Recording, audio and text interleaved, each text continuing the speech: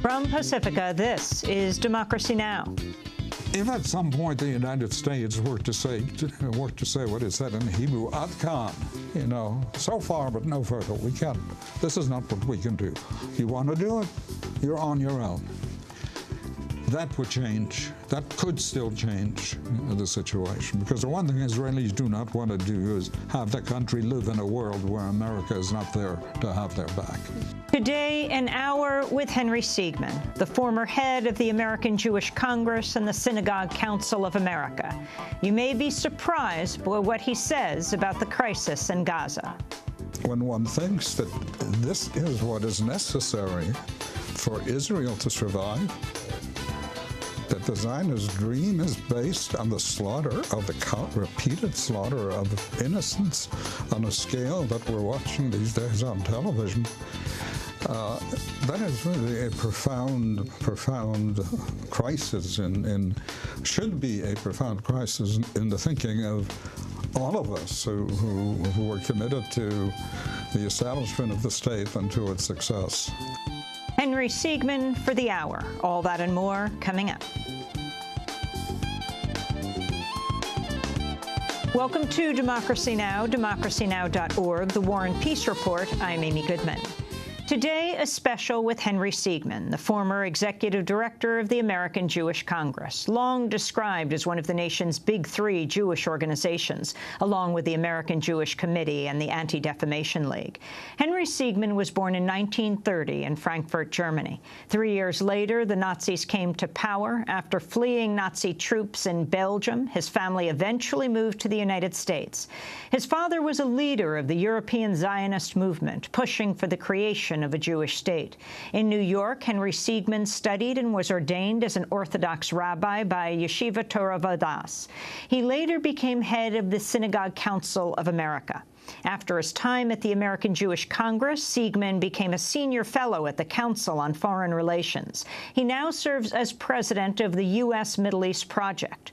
Over the years, Henry Siegmann has become a vocal critic of Israel's policies in the occupied territories and has urged Israel to engage with Hamas. He's called the Palestinian struggle for a state, quote, the mirror image of the Zionist movement that led to the founding of Israel in 1948. In July, he wrote a piece for Politico headlined, Israel Provoked This War. Democracy Now!'s Nermeen Sheikh and I sat down with him on July 29th in the midst of Israel's offensive in Gaza. I started by asking Henry Siegmann if he could characterize the situation in Gaza at the moment. Yes, it's disastrous.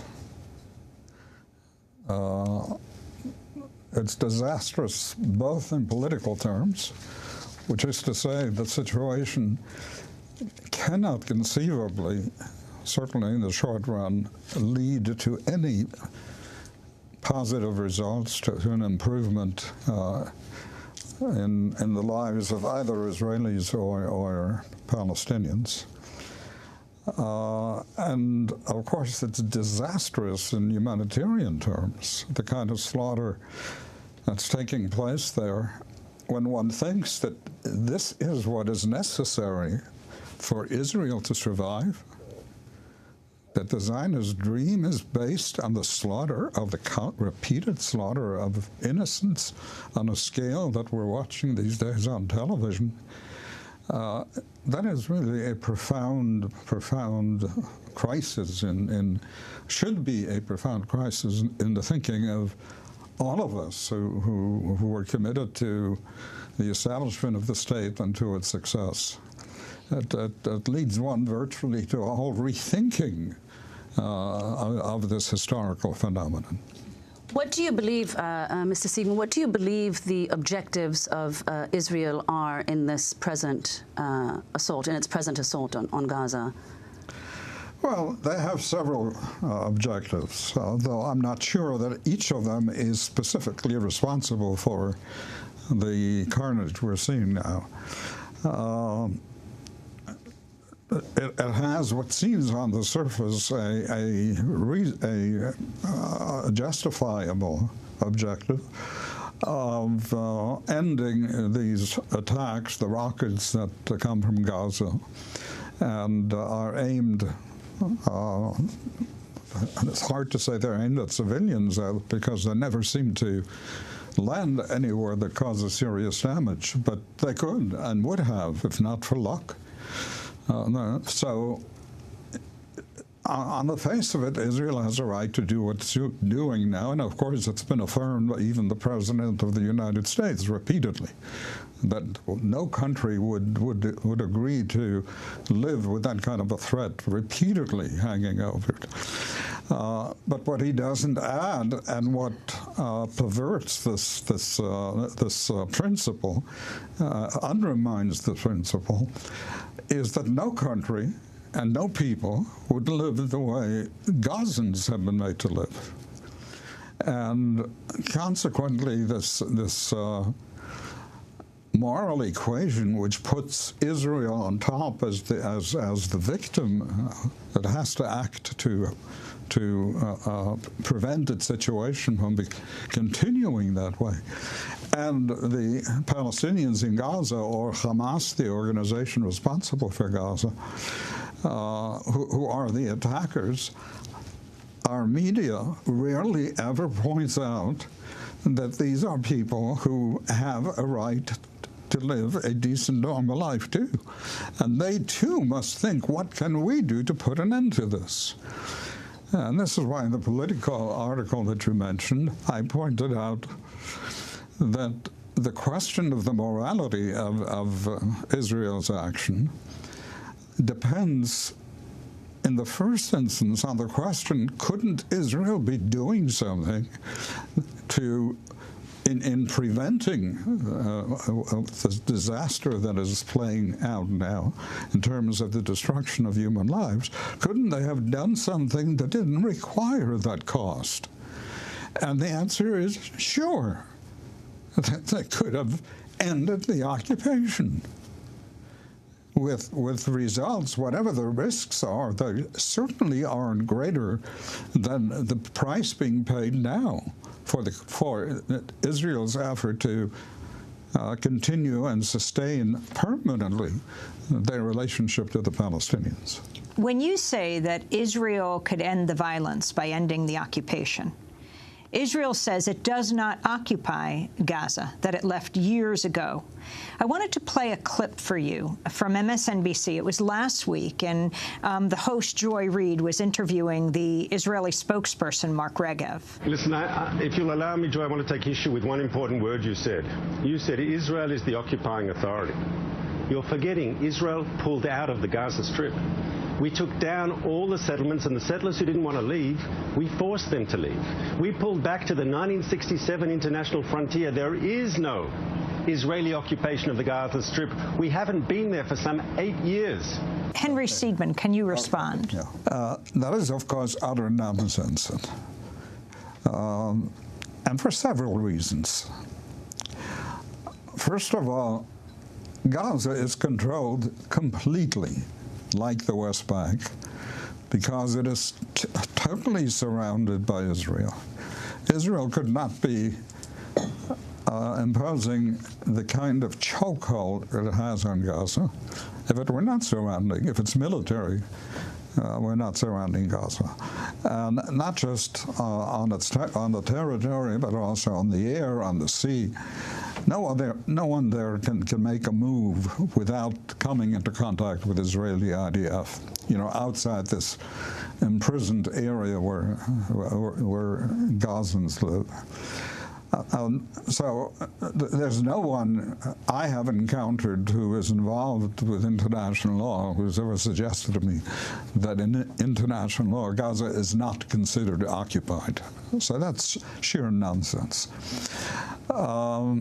But there's another point triggered by your question to me, and this is the propaganda machine, and these official spokespeople will always tell you, take a look at what kind of people these are. Here we turn over Gaza to them. And you'd think they would invest their energies in building up the area, making it a model government and model economy. Instead, they're working on rockets. The implication here is that they, in effect, offered Palestinians a mini-state, and they didn't take advantage of it. So the issue isn't really Palestinian statehood. That is the purpose of this kind of critique. And I have always asked myself, and this has a great deal to do with my own changing views about the policies of governments, not about the Jewish state, quote, Jewish state, but of the policies pursued by Israeli governments and supported. You know, they say Israel is a model democracy in the Middle East. So you must assume, the public has to assume some responsibility for what the government does, because they put governments in place. So the question I ask myself, what if the situation were reversed? You know, there is a Talmudic saying in Pirkei Avot, the Ethics of the Fathers, Al tadin et chavercha ad shetagia limkomo. Don't judge your neighbor until you can imagine yourself in his place. So my first question when I deal with any issue related to the Israeli-Palestinian issue, what if we were in their place? What if the situation were reversed and the Jewish population were locked into, were told, here you have less than 2% of Palestine, so now behave, no more resistance, and let us deal with the rest. Is there any Jew who would have said this is a reasonable proposition? That we cease our resistance, we cease our effort to establish a Jewish state, at least in one half of Palestine, which is authorized by the UN? Nobody would agree to that. They would say this is absurd. So the expectations that Palestinians, and I'm speaking now about resistance as a concept, and I'm not talking about rockets, whether they were justified or not. They're not. I think that sending rockets that are going to kill civilians is a crime. But for Palestinians to try in any way they can to end the state of affair, and to expect of them to end their struggle and just focus on less than 2% to build the country is absurd. That is part of that's propaganda, but it's not a discussion of either politics or morality. One of the things that's repeated most often is the problem with the Palestinian Unity Government is, of course, that Hamas is now part of it, and Hamas is considered a terrorist organization by Israel and also by the United States. I'd just like to read you a short quote from an article that you wrote in 2009 in the London Review of Books. You said, Hamas is no more a terror organization than the Zionist movement was during its struggle for a Jewish homeland. In the late 1930s and 1940s, parties within the Zionist movement resorted to terrorist activities for strategic reasons. Could you elaborate on that and what you see as the parallels between the two? Well, I'm glad I said that. In fact, I repeated it in a letter to the New York Times the other day, a week or two ago. The fact is that Israel had pre-state, in its pre-state stage, several terrorist groups that did exactly what Hamas does today. I don't mean they killed rockets. They sent rockets, but they killed innocent people. And they did that in an even more targeted way than these rockets do. Benny Morris published a book that is considered the Bible on that particular period, the war Israeli historian. Sorry? The Israeli historian, Benny Morris. The Israeli historian, right. And the name of the book is Righteous Victims, in which he said, I recall when I read it, I was shocked.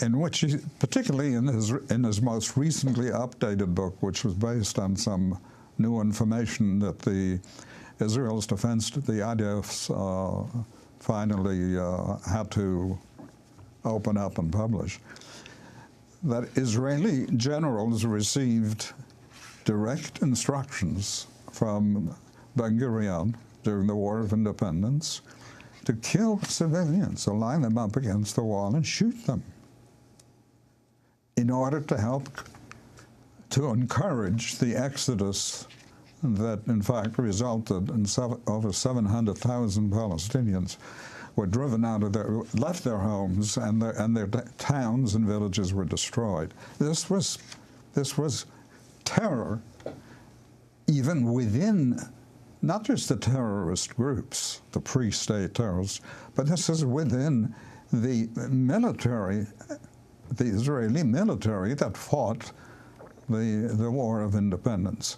And in this recent book that has received so much public attention by Ari, my promised Ari Shavit, he describes several such incidents too. And incidentally, one of the people who, according to Benny Mars, one of the people who received these orders, and there were oral orders, but he in his book describes why he believes that these orders were given to none other than Rabin, who was not a general then, but that he executed these orders. Meaning? Meaning... What did it mean that he executed these orders? That he executed civilians.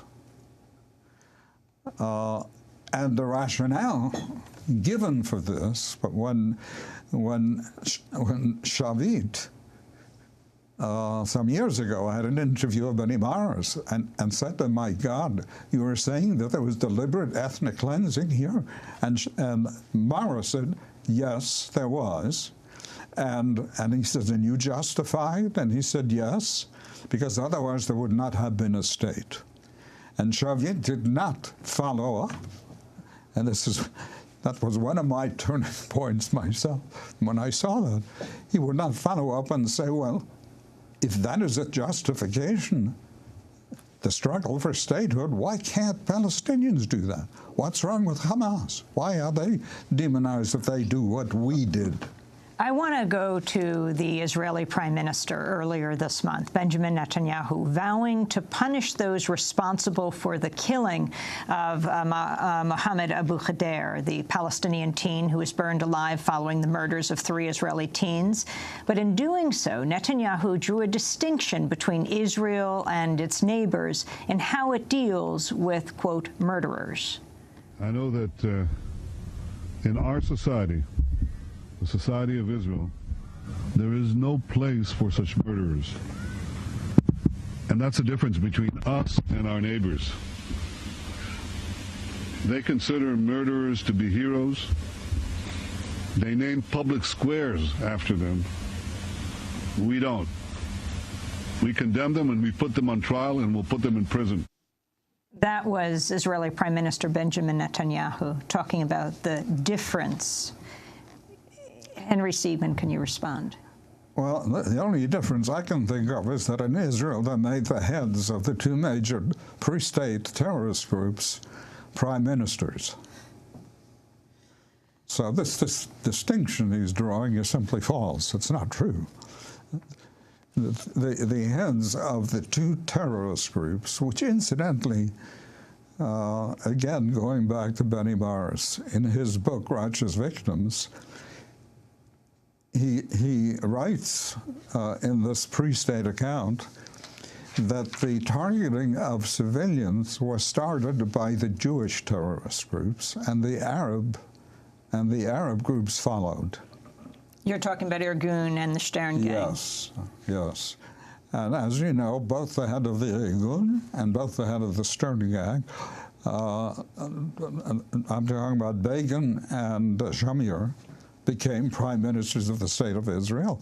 And contrary to Netanyahu, public highways and streets are named after them. Henry Siegmann, former head of the American Jewish Congress, will continue our conversation with him in a minute.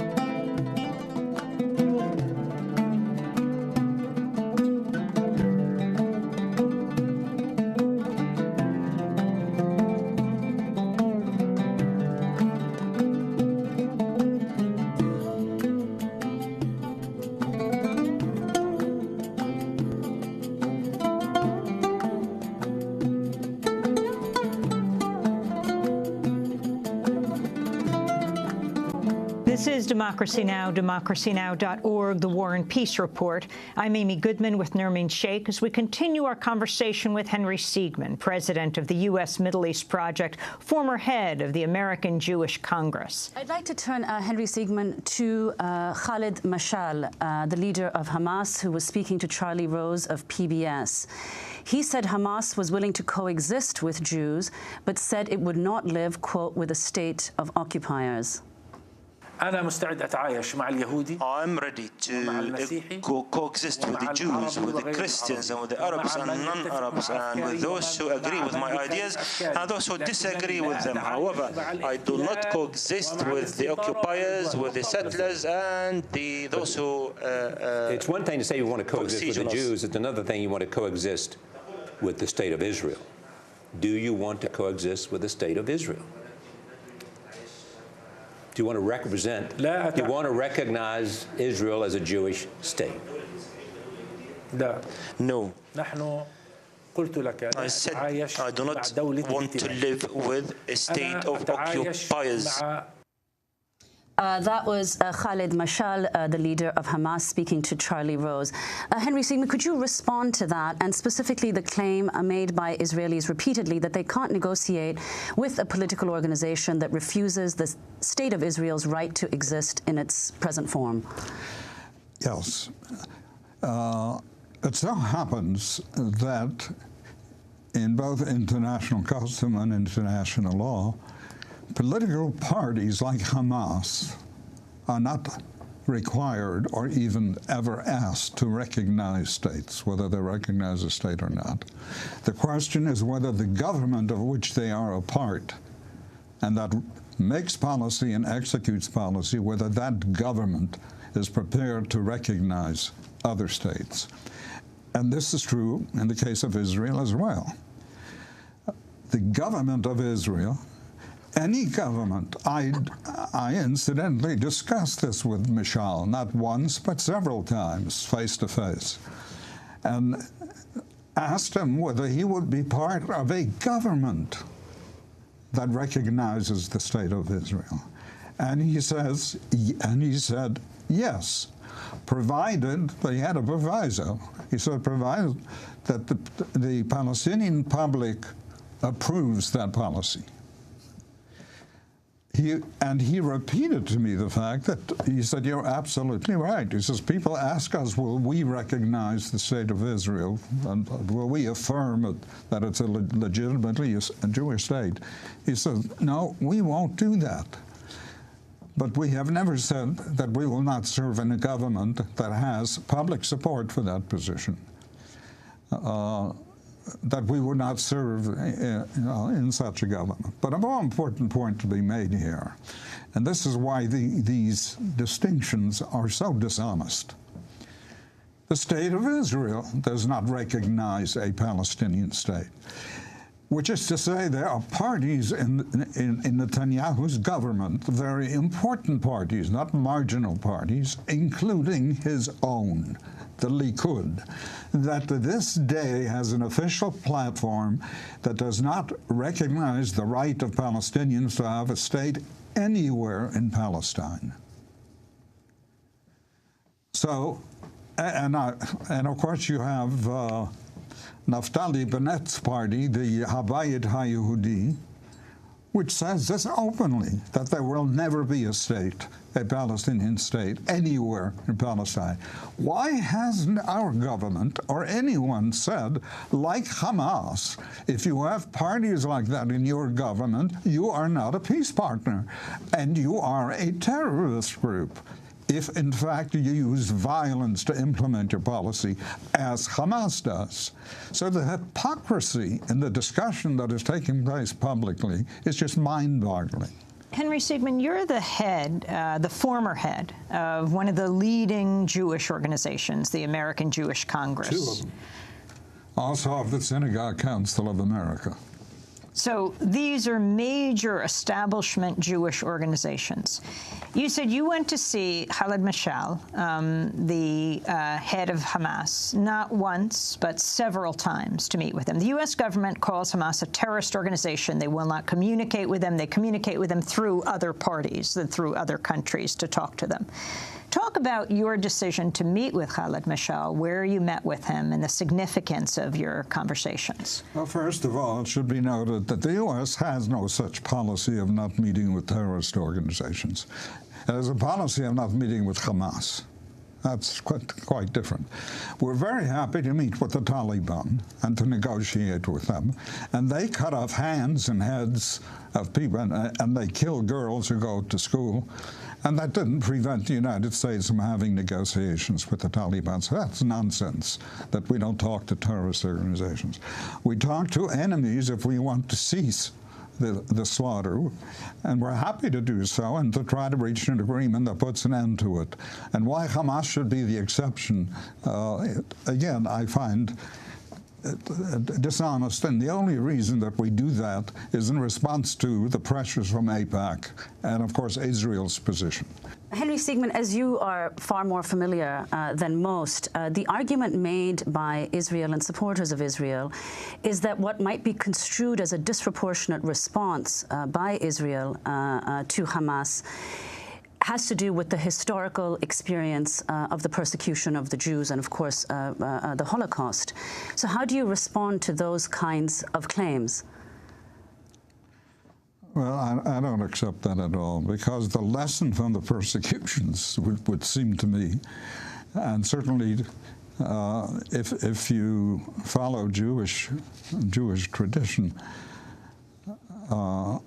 the lesson of those persecutions, we have always said, until the State of Israel came into being, is that you do not treat people in that kind of an inhumane and cruel way. And the hope always was that Israel would be a model democracy, and not just a democracy, but a state that would practice Jewish values in terms of its humanitarian approach to these issues, its pursuit of justice, and so on. I have always felt that, for me, the Holocaust experience, which was important to me, since I lived 2 years under Nazi occupation, most of it running from place to place and in hiding, I always thought that the important lesson of the Holocaust is not that there is evil, that there are evil people in this world who could do the most unimaginably cruel things. That was not the great lesson of the Holocaust. The great lesson of the Holocaust is that decent, cultured people we would otherwise consider good people, can allow such evil to prevail. That the German public, these were not monsters, but it was okay with them that the Nazi machine did what it did. Now, I draw no comparisons between the Nazi machine and Israeli policy. And what I resent most deeply is when people say, how dare you, invoke the Nazi experience. The point isn't, what exactly they did, but the point is the evidence that they gave that decent people can watch evil and do nothing about it. That is the most important lesson of the Holocaust. Not the Hitlers, and not the SS, but the public that allowed this to happen. And my deep disappointment is that the Israeli public, precisely because Israel is a democracy and cannot say we're not responsible for what our leaders do, that the public puts these people back into office again and again. You mentioned your experience as a Holocaust survivor. Could you just go into it a little more deeply? You were born in 1930 in Germany, and talk about the rise of the Nazis and how your family escaped. Well, I don't consider myself a Holocaust survivor in the sense that I was not in a concentration camp. But I lived under Nazi occupation. the Nazi, I was born in 1930, but the Nazis came to power in, I think, in 1933. And shortly thereafter, we lived in Germany at the time. My parents lived in Germany, in Frankfurt. And they left. My father decided to give up a very successful business and to move to Belgium then. And on the assumption that Belgium was safe, that we would be escaping the Nazis. But in 1940, the Germans invaded Belgium, and they invaded France. That was in early 1940, I believe. And so it's a long story. For the next, from that point on until February 1942, when we finally arrived in the United States, and how my father pulled that off is a miracle to this day. I don't fully understand, because there were 6 children that he had to bring with him, and my mother, of course.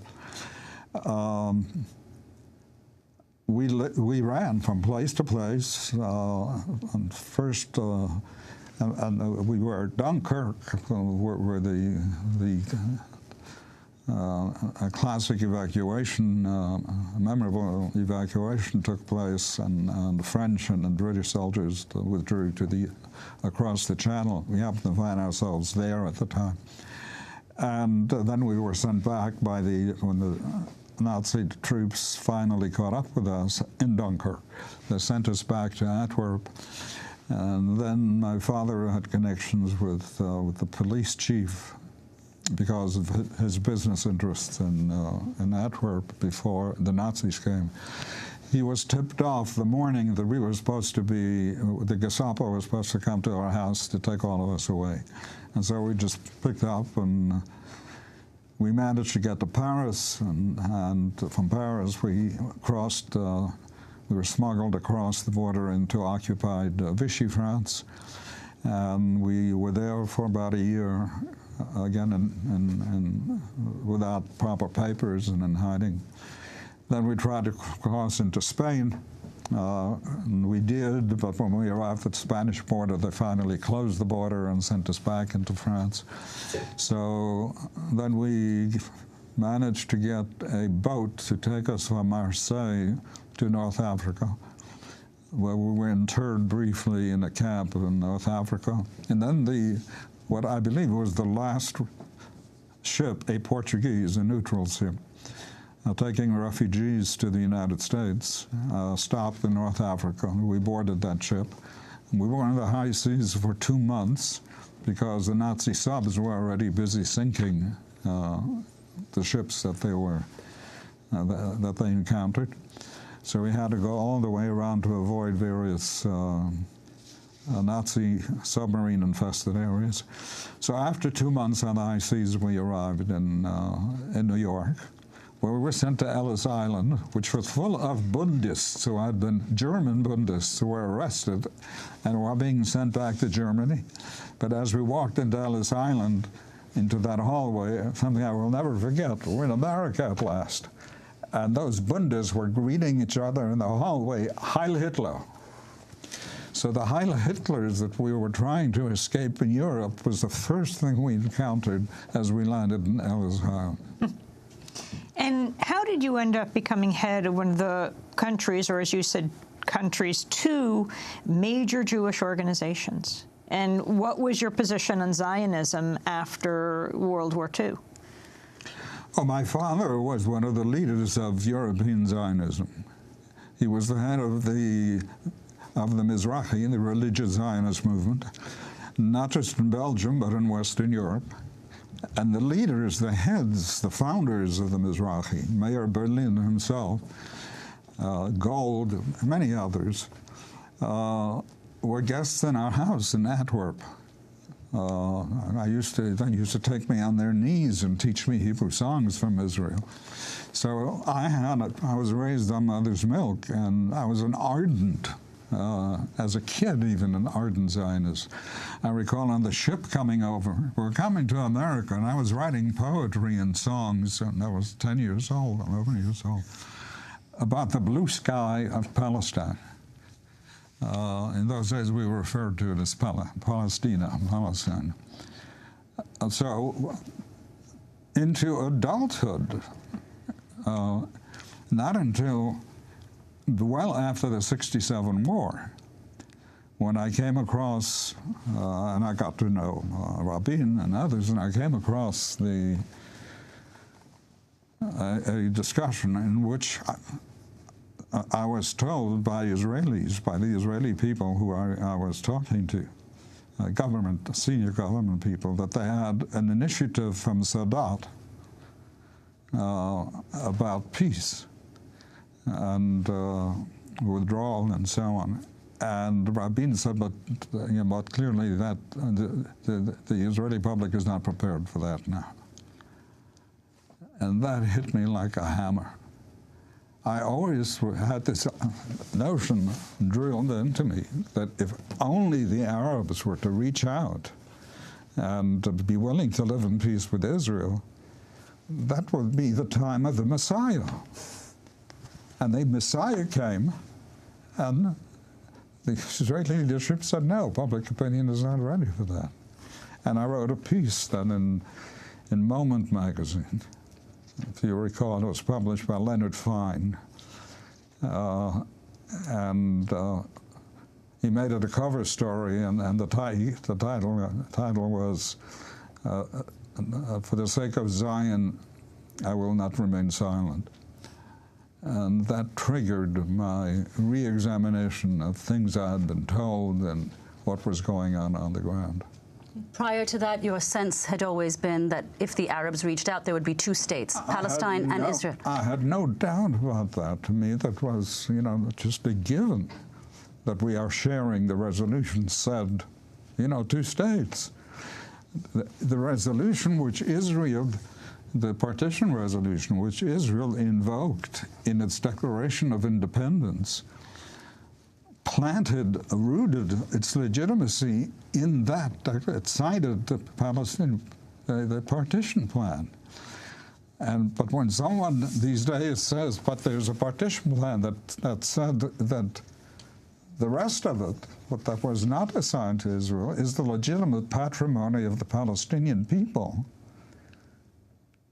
the answer given is, yeah, but they voted, they would not accept it, and the partition plan was never officially adopted. Well, why are you quoting it then in your Declaration of Independence, if you consider it to be null and void and not? And anyway. the response of, or the slogan, the idea that was put forward so much in the founding of the State of Israel, Palestine as a land without people, for a people without land? Well, that was the common understanding and referred to repeatedly in Ari Shavit's book and in others, that the Zionist movement at its very birth was founded on an untruth, on a myth, that Palestine was a country without a people. And as he says, obviously, and he recognizes in his book that it was a lie. And therefore, from the very beginning, Zionism didn't confront this profound moral dilemma that lay at its very heart. How do you deal with that reality? And as a consequence of that, one of the ways in which they dealt with it was to see to the expulsion of 700,000 people from their cities, from their towns and villages, and the destruction of all of them, which, to his credit, Ari Shavit writes about very painfully and honestly. Henry Siegmann, former head of the American Jewish Congress. We'll continue our conversation with him in a minute.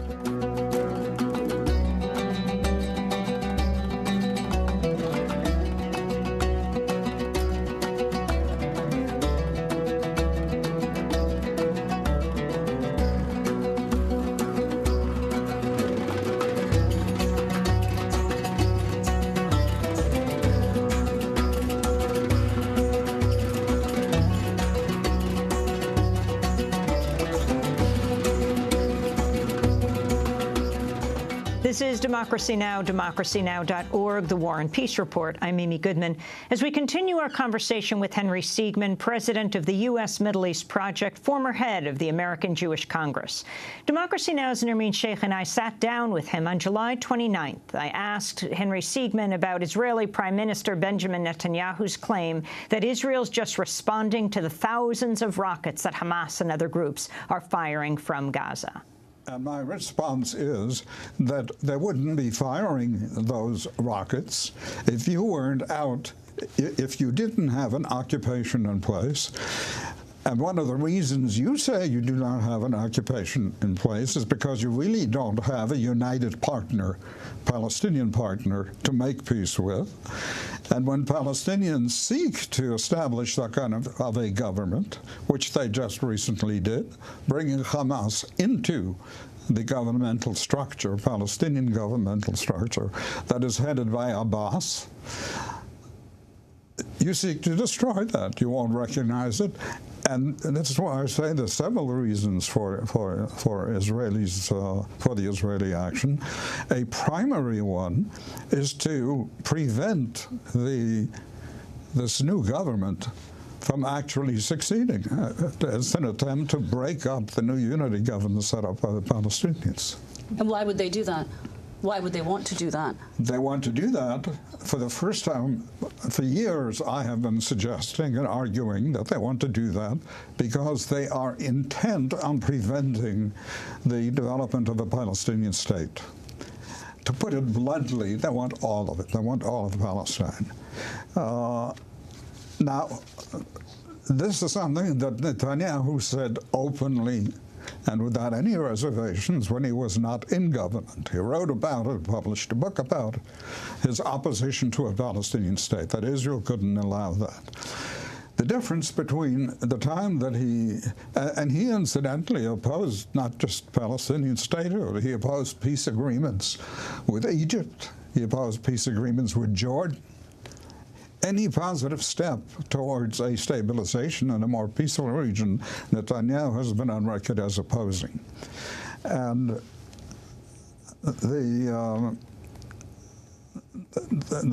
when he came into office as prime minister, he understood that it is not a smart thing to say that Israel's policy is to maintain the occupation permanently. So the only difference between his positions in the past and the position now is that he pretends that he really would like to see a two-state solution, which, as you know, is the affirmation he made in his so-called Bar Ilan speech several years ago.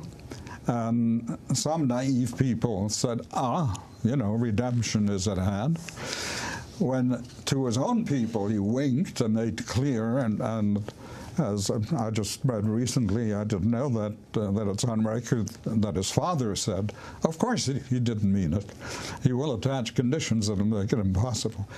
But that was his tactic. His tactic was to say, we are all in favor of it, but if only we had a Palestinian partner. Now, in fact, they've had a Palestinian partner that's been willing and able. They set up institutions that the World Bank has said are more effective than most states that are members of the UN today. And that, of course, made no difference. And continued to say we do not have a partner because you have nearly 2 million Palestinians in Gaza who are not represented. So the unity government became a threat to that tactic of pretending to be in support of a Palestinian state. In a response to the piece that you wrote for Politico that was headlined, Israel Provoked This War, the Anti-Defamation League writes, quote, Hamas has a charter which they live up to every day, calling for Israel's destruction. Hamas has used the last 2 years of relative quiet to build up an arsenal of rockets whose sole purpose is to attack Israel. Hamas has built a huge network of tunnels leading into Israel with the purpose of murdering large numbers of Israelis and seizing hostages. Henry Siegmann, can you respond? What I would point out to my former friend, Abe Foxman of the ADL, is that, too, is Israel's charter, or at least the policy of this government and of many previous governments, which is to prevent the emergence of a Palestinian state. And they have built up their army and their armaments to implement that policy. And the difference between Hamas and the State of Israel is that the State of Israel is actually doing it. They're actually implementing it. They're actually preventing a Palestinian state which doesn't exist. And millions of Palestinians live in this subservient position without rights and without security, without hope, and without a future. That's not the state of it. The State of Israel is a very successful state, and happily Jews live there with a thriving economy and with an army whose main purpose is preventing that Palestinian state from coming into being. That's their mandate. But sadly and shockingly, they can stand by, even though international law says if you're occupying people from outside of your country, you have a responsibility to protect them. I mean, the responsibility to protect is the people you are occupying. The soldiers who are there, ostensibly to implement that mandate, will watch settler violence when it occurs, when they attack Palestinians in the occupied territories, and they will won't do a thing to prevent it. They won't intervene to protect the people they're supposed to protect, and they will tell you that's not our job. Our job is to protect the Jews. On the question of the support, successive U.S. administrations supporting Israel, I'd like to again quote from something you said in a 2002 New York Times interview with Chris Hedges. You said the support for Israel in the United States fills a spiritual vacuum. If you do not support the government of Israel, then your Jewishness, not your political judgment, is in question. So could you explain what you mean by that and what the implications of that have been in terms of U.S. government supporting Israeli government policy? Well, what I meant by that was an interview quite a while ago, wasn't 2002, it? yes. I see, okay. Which is not all that long ago, for me anyway. I meant by that something quite simple, but for many American Jews, and I suspect for most American Jews, Israel has become the content of their Jewish religious identification. It has very little other content. I rarely have been at a Shabbat service where a rabbi gives a sermon where Israel isn't the subject of the sermon. And typically the sermons are not in the spirit of an Isaiah, you know, who says, my God, is this what God wants from you? Your hands are bloody, they're filled with blood, but he doesn't want your fasts, he doesn't want, he despises the sacrifices and your prayers. What he wants you is to feed the hungry, to pursue justice and so on. But that's not what you hear from rabbis in the synagogues in this country. So what I meant by that is that there's much more to Judaism and to the meaning that you give to your Jewish identity than support for the likes of Netanyahu. And Henry Siegmann, what do you think the Obama administration has done since his first administration, and what do you think he ought to be doing differently on the question of Israel-Palestine, and in particular his response to this most recent military assault on Gaza? Look, I have written about this for years now. It's not all that complicated. It is quite clear that left to its own devices, if the United States says to the Palestinians, hey, you guys have got to talk not to us, you've got to talk to the Palestinians, to the Israelis. And you have to come to an understanding. That's how peace is made. But we can't interfere. You know, we cannot tell Israel what to do. Left to their own devices, there will never be a Palestinian state. And the question is, I have very serious doubts that we have not gone beyond the point where a Palestinian state is possible. The purpose of the settlement movement was to make it impossible. And I believe they have succeeded. That project has achieved its goal. The Jewish settlements. The Jewish settlers have achieved the irreversibility of the settlement movement in terms of the vast infrastructure that has been put in place. So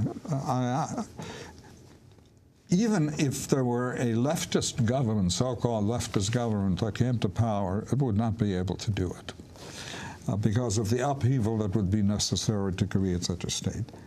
There's only one thing, as far as I'm concerned, there are only two things that could happen that could still perhaps produce a Palestinian state. The first one is because the United States remains absolutely essential in terms of Israel's security to its continued success and survival. If at some point the United States were to say, you have now reached a point, we have been your biggest supporters, we have been with you through thick and thin, and we have treated you, you know, a lot of people say, criticizing the U.S. and the international community, that we have double standards, that we expect things of Israel that we don't expect of the rest of the world. We do have double standards, but it works the other way around. We grant Israel privileges and tolerate behavior that we would not in other allies. We may say there's nothing we can do to change that, but we don't give them billions of dollars, and we don't go to the UN at the Security Council to veto when the international efforts by the United Nations to prevent that bad behavior. So we have double standards, but it works the other way. But if the United States were to say to Israel, it's our common values that underlie this very special relationship we have with you, and these privileges that we have extended to you. But this can't go on. We can't do that when those values are being undermined. The value, what you are doing today, contradicts American values. We are a democratic country, and we cannot be seen as aiding and abetting the suppression and permanent disenfranchisement of an entire people. So you're on your own. The issue is not America sending planes and missiles to bomb Tel Aviv as punishment. The issue is America removing itself from being a collaborator in the policies and a facilitator, making it easy and providing the tools for Israel to do that. So if at some point the United States were to say what it said in Hebrew, ad kan, you know, so far but no further, we can't. This is not what we can do. You want to do it, you're on your own. That would change. That could still change the situation, because the one thing Israelis do not want to do is have the country live in a world where America is not there to have their back. And the other possibility, which I have also written about, is for Palestinians to say, okay, you won. You didn't want us to have a state. We see that you've won. You have all of it. So our struggle is no longer to push the border to maintain a 67 border, or where nobody's going to come to their help, because border lines, international opinion doesn't mobilize around those issues. But this is a struggle against what looks and smells like apartheid. We want citizenship. We want full rights in all of Palestine, and make that the struggle. If Palestinians were to undertake that kind of a struggle in a credible way, where the Israeli public would see that they really mean it, and they are going to fight for that in a non-violent way, not by sending rockets, for citizenship, I am convinced, and I've seen no polls that contradict that belief, that they would say to their government, wait a minute, that is unacceptable. In fact, for us, and we cannot allow that. We don't want a majority Arab population here. I've talked to Palestinian leadership and urged them to move in that direction. There is now a growing movement among younger Palestinians in that direction, and that, I hope, may yet happen. Now, it has to be a serious movement. It can't just be a trick to get another state, but only if it is serious, where they are ready to accept citizenship and fight for it in a single state of Israel, all of Palestine. Is it possible for the Israeli public to say, this we cannot and want to, and we have to have a government that will accept the two states? Henry Siegmann, I wanted to ask you about media coverage of the conflict right now in Gaza. In a comment to close the CBS show Face the Nation on Sunday, the host, Bob Schieffer, suggested Hamas forces Israel to kill Palestinian children. In the Middle East, the Palestinian people find themselves in the grip of a terrorist group that has embarked on a strategy to get its own children killed in order to build sympathy for its cause, a strategy that might actually be working, at least in some quarters. Last week, I found a quote of many years ago by Golda Meir, one of Israel's early leaders, which might have been said yesterday. "We can forgive the Arabs for killing our children," she said, "but we can never forgive them for forcing us to kill their children." That was the host, the journalist Bob Schieffer on Face the Nation. You knew Prime Minister Golda Meir. Yes, I did. I wasn't a friend of hers, but I knew her, and I heard her when she made that statement. And I thought then, and think now, that it is an embarrassingly hypocritical statement. This statement was made by a woman who also said, Palestinians? There are no Palestinians. I am a Palestinian. If you don't want to kill Palestinians, if that's what pains you so much, you don't have to kill them.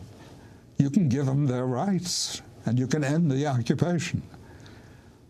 And to put the blame for the occupation and for the killing of innocents that we are seeing in Gaza now on the Palestinians. Why? Because they want a state of their own.